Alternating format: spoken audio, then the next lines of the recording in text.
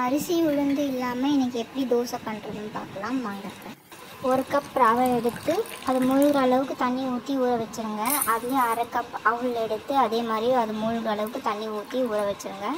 Next சைடில் நம்ம வந்து சட்னி ரெடி பண்ணிக்கலாம். அதுக்கு ஒரு 4-5 வரமிளகாய் எடுத்து கொஞ்சம் சுடு தண்ணியில் ஒரு 2 நிமிஷம் போல் ஊற வச்சு அதை எடுத்து மிக்ஸி ஜாரில் போட்டுட்டு ஒரு பெரிய வெங்காயம் எடுத்துக்கோங்க. காஞ்ச மிளகாய் ஊற வச்சு தண்ணி கொஞ்சம் ஆட் பண்ணிவிட்டு கொஞ்சம் புளி எடுத்துகிட்டு கொஞ்சம் வெள்ளத்தை ஆட் பண்ணிவிட்டு அதை அரைச்சி எடுத்துகிட்டு வந்துடுங்க.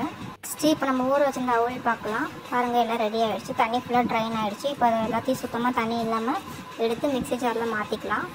இது மாதிரி மாற்றிக்கோங்க. நெக்ஸ்ட்டு ரவையில் இருக்க தண்ணியுமே ஃபில்ட்ரு பண்ணிவிட்டு அதில் மாற்றி வச்சுக்கோங்க.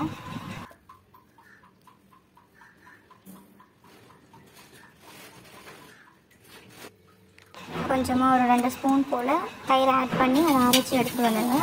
அதை ஒரு பாத்திரத்தில் மாற்றிட்டு தண்ணி விடாமல் அரைச்சி எடுத்துகிட்டு வந்துட்டு அது கொஞ்சம் உப்பு கொஞ்சம் ஆப்பு சோடா போட்டு கலக்கி வச்சு சட்னிக்கு தாளிப்பு போட்டுடலாம். கடுகு, காஞ்ச மிளகா, கருவேப்பிலை அரைச்சி அதை ஊற்றிட்டு நம்ம தண்ணி ஊற்றாமல் ஹை ஃப்ளேமில் ஒரு 2 மினிட்ஸ் கொதிக்க விட்டுட்டிங்கன்னா சட்னி ரெடி ஆகிடும்.